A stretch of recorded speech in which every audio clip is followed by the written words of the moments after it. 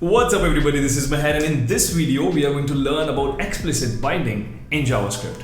So if you are new to the channel, consider liking and subscribing this video and keep supporting the content. And this video is part of a series where we are learning some of the essential aspects of JavaScript that we as front-end developers, web developers must be knowing. So the first video of this series was learning about this keyword, and as I've said earlier as well, this keyword is not a difficult topic to understand. It's just that it's quite lengthy to understand, and that's why I have broken down this keyword into 4 parts, because there are 4 ways you can invoke your function, and in this video we are going to learn about the third way we can invoke our function, and which is using call, apply, and bind. Now before I show you the code and we look at the exercise to understand explicit binding, let's take a moment and try to understand why does even explicit binding exist in the first place. So I think the number one reason for explicit binding to exist is when you have a function which uses this keyword in its body, you are basically making a generic function which you would want to use in different objects. For example, you can have 2 objects, cars and bikes. Let's say the car object has a name property and the bike object also has a name property. And let's say you want a function which just returns the name of the car and the bike. Now, because you can write a function which uses this keyword and the value of this keyword is going to be dynamic or at the runtime, what you would do is you will attach a property which will point to the function in both the objects. So explicit binding saves that additional attachment of property to your objects. Okay, so let me show you that example which I was talking about, and let's do that. Let me create a function called as getName, that's my favorite function, and let me do console.log and I say this dot name. Okay, so this function basically gets us name property from any object. Okay, now let's go ahead and create 2 different objects.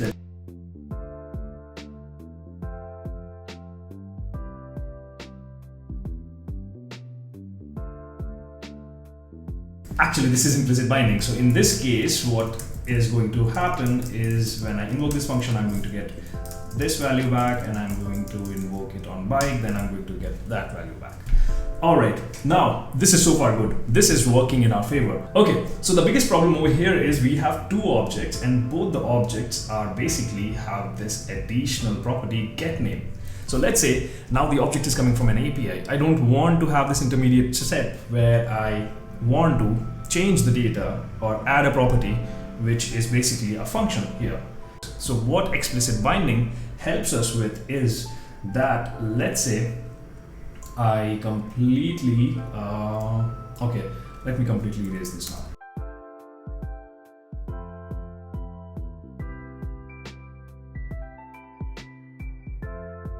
So let's say I say car, no, not car. In this time, what I have to do is basically this time I have to see the object from the function perspective, because basically what we are saying is the function call should explicitly take the object. That's what explicit binding is, right? Because we are going to do it this way. So there's no car dot function name. Now this time we are going to say get name dot call, and we are going to pass car.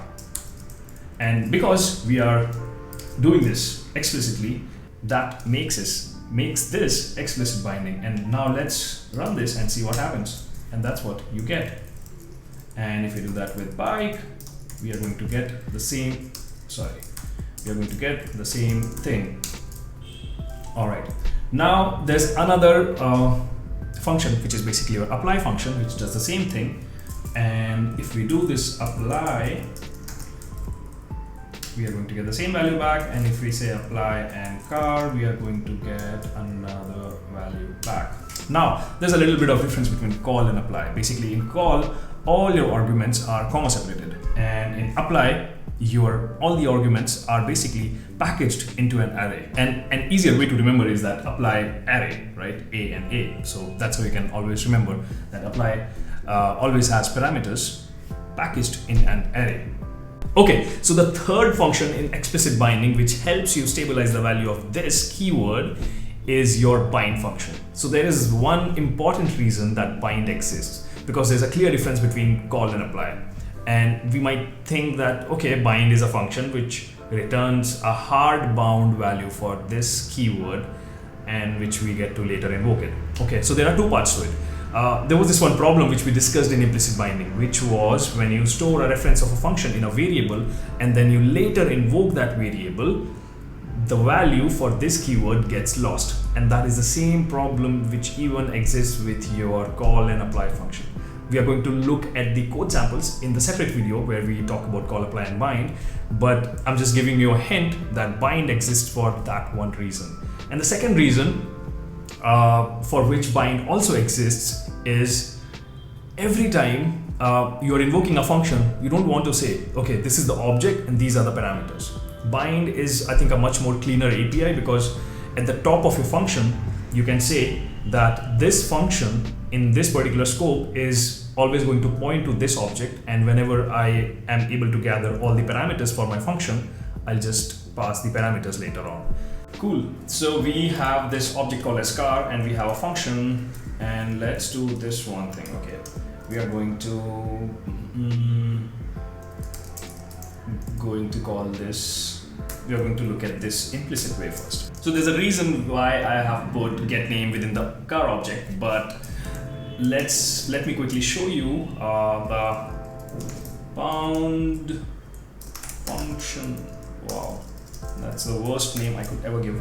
But if I say get name dot bind and I say car and then I say bound function invoke, I get the value Mustang back, which is basically what your bind function does. So there are a couple of things which happen here.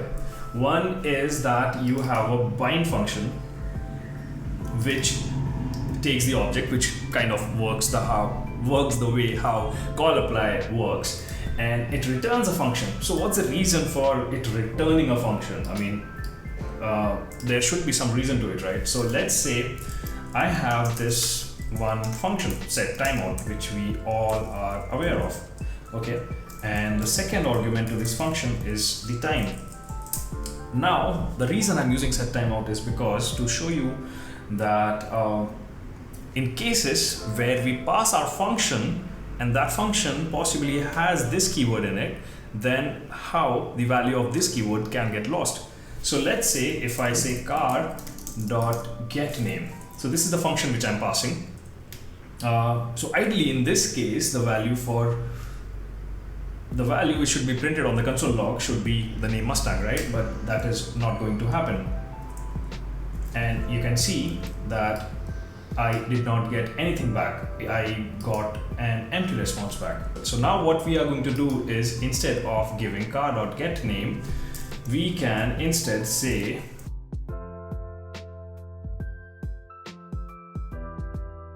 so now there's a problem in this way because we are immediately invoking this function, and set timeout expects first parameter to be a function, and this is not a function. This is an invoked function which returns a value. So a value is obviously not a function, but a function is a value. Okay, enough of that. But if we do this, then basically this is a function, right? Because this function is having this invocation in its body. And if we do this, then we will get something which we expect JavaScript to give us back, which is Mustang. As you can see, this number 2 basically corresponds to the ID of this timer, and number 3 corresponds to the ID of this timer. And ideally I should have stored it in a variable, and I should have done that cancellation of the timer, but I think that's fine for this example to keep things simple. Alright, so if you notice here, what did we do? We create a function, and then in the function body we have something called as .call, and we are passing the object over here. So let's say if I do the same thing on the set timeout without using call and with using bind, then it would look something like this. Let me do this and change this bind, and let me remove this function. So why are we able to do this? We are able to do this because bind returns a function, and your first argument for set timeout should be a function, and that's the reason we are able to do this. And if we run this, we are going to get the same output. And again, you are able to see that it's giving us the ID back, so don't get confused, completely ignore that, but look at the value which we are getting back, which is Mustang again. Now, if you look at this part, essentially, this is a baby polyfill for your bind function, honestly. Okay, because let's say I create a function called as var my bind.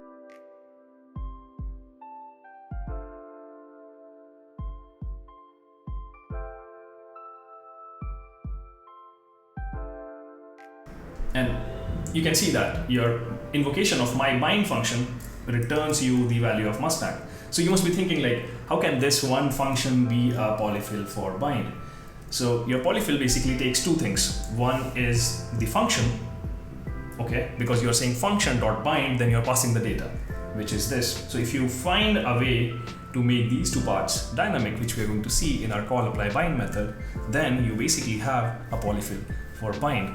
And this is what bind helps you with. You can stabilize the value of this in one place, and you can pass the rest of the data to your function in another place. So in the next video, we're going to look at new keyword from this keyword's perspective, because new keyword, although it does a lot of other things, which lets you create inheritance kind of thing in your JavaScript, but it also the firstmost thing it does is invokes a function. New keyword invokes a function, then it does a bunch of other stuff that lets you do classical inheritance, which I think is kind of redundant in JavaScript, but we'll see that later. If you like this video, then consider subscribing to the channel and showing me your support, and in the comment section let me know what I can cover next for you. See you in the next video.